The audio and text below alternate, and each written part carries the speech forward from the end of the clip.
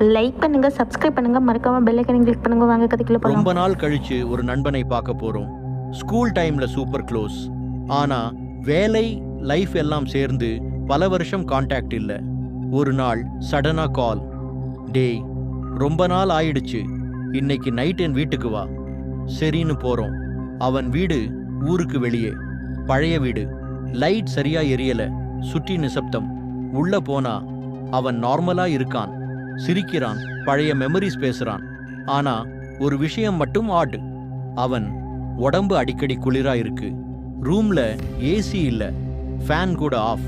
Tea குடிக்கும்போது வால் cross பார்த்தா எனக்கு மட்டும்தான் ரிஃப்ளெக்ஷன். அவன் ரிஃப்ளெக்ஷன் இல்ல, ஷாக்.